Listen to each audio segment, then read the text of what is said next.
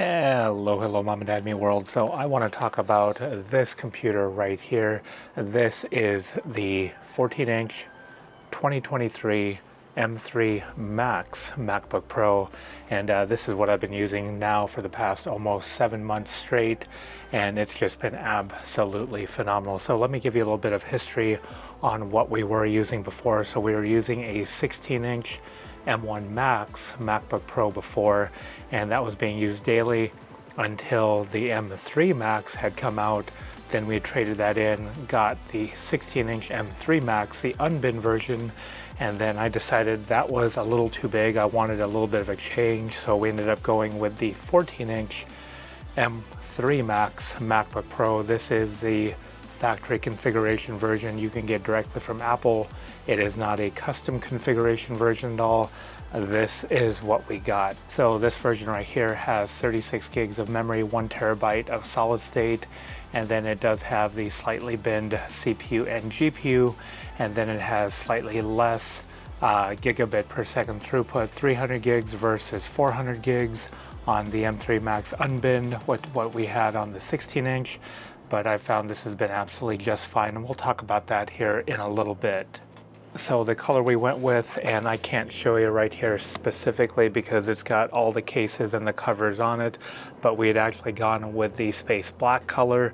As far as the condition holds up, I believe it is still should be very, very well, because again, we've got the case and then a palm rest cover and a keyboard cover, and it's been covered up ever since we had got this computer.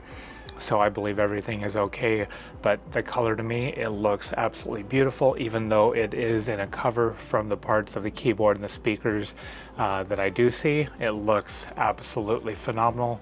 Before that, we did have the silver 16-inch MacBook Pro. That also looked good, but we wanted to try something a little bit different, so we ended up getting the space black in this 14-inch configuration. So I wanted to give you a little bit of background as to why we did get the 14 as opposed to the 16 last time. So the 16 we had gotten, and it was primarily, we were still very, very deep into COVID, so having a nice 16-inch to have at home pretty much all around us was very, very nice. But I think we were looking for something portable.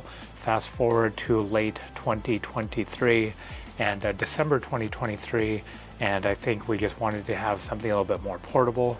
So the cool thing about having such a portable machine is you can easily put it underneath your car seat. You can take it with you, whether you're going to a park, a coffee shop, in the car working. It's just very nice to have. And again, it's so portable. It's such a portable powerhouse. You can do pretty much anything and everything with it. But again, that portability really is key. And so as far as battery life, it is physically smaller between the 16 and the 14, so you are getting a little bit of a smaller battery, but battery life has been very, very well. I find that you're getting about a day and a half worth of use for just everyday office stuff, and that includes like word processing, Excel for PowerPoints, Slack, web browsing, email, pretty much all the office and clerical stuff, day and a half worth of use, maybe even 2 days depending on what I'm doing. And then if I'm doing a little bit of mixed work, whether I'm doing a little bit of video editing, photo editing, we get about 1 day's worth of work. And that's actually really, really good because of what you're doing on here. Again, we're not having to turn the brightness down. I've just got it set to auto brightness, and I don't actually ever leave it plugged in. It goes on the charger only when it needs to be charged. And so if you take a look at our battery health right here, we've got about 99% left, and that's actually not too bad. Again, 6+ days of 8-hour plus days for the past 7 months or so. That's actually pretty darn good. Again, does not get left on the charger. I don't leave it plugged in, even though I do have optimized battery charging on, just doesn't get plugged in and left on power. So we don't use the built-in webcam and the microphone a lot, but all the times we have used it, everything seems to be fine. We've used it for some like FaceTime calls, but yeah, it's right up here in this notch. I find that it's absolutely fine. There's been no complaints keyboard, trackpad, everything's been phenomenal with that. Keyboard, I type on here quite a bit. Trackpad is smooth and fluid as can be. So I do use the MagSafe to charge just about 99% of the time. The only time I ever use the Thunderbolt cable is when it's hooked up to a TS3, CalDigit TS3 Plus dock. And then that's just hooked up to a monitor and charging at the same time. It's pretty much our docked area. Hold on, cat. Hold on. So one thing I did forget to mention when I say we use MagSafe to charge a lot or talk about the other 3 USB-C Thunderbolt ports. Those ports get used very, very often for external storage. And then the other port that gets used quite often is going to be that SD card slot, because we do use a Sony a7 IV with an SD card. We pull off that footage, so it gets plugged into the SD card slot quite a bit. And then the other thing we also use is the headphone jack for Apple's own regular headphones with microphone. That's mainly what I use for Teams calls, Slack calls, and that gets used very, very often. And then I did not really touch on the speakers. There is a size difference between the 14 and the 16. So you're going to get that sound difference also between the 14 and the 16. The 16 is going to be more louder. It's going to be more full. It's going to have more bass, but the 14 is no slouch. It also sounds very, very good for what you do have on this machine. So as I said earlier, main day-to-day task includes clerical work, office, Slack. It does all that without issue, no problem. And as far as video editing goes, sorry about that, you got a very hungry cat. But as far as video editing goes, video editing has been smooth. Importing, exporting has been very, very quick, very, very fast. And again, everything's just been so fluid. I work with a 4K timeline, then I export also an Apple 4K.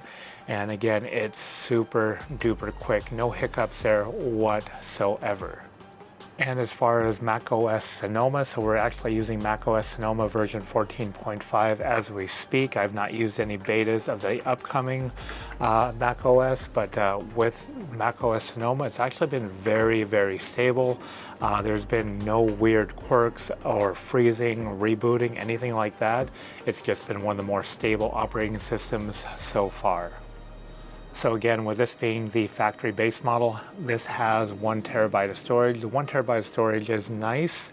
So what we'll actually do is when we are making a video, we will actually import all of the footage. I'll actually have the project on the actual drive, and then we'll export it, and then that gets uploaded, and then every time that gets done, all that gets cleared off. But it's nice knowing that if we just wanted to make a few projects here and there, we don't actually have to delete everything. So yeah, having that 1 terabyte of storage is actually quite nice, and it suffices for everything we do, because everything that we do clear off we store onto external storage, and that's been a great workflow for this particular computer and myself. So overall, the semi-long-term review of this computer right here has been very, very positive.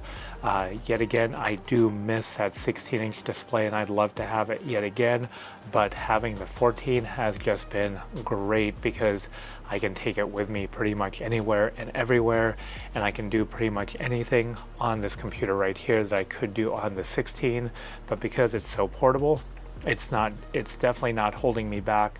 And then you know, take it everywhere with me, and as long as I've got internet, which I tether off my phone, I can just go ahead and upload to YouTube or get on the internet and do whatever I need to do. So overall, this computer has been phenomenal.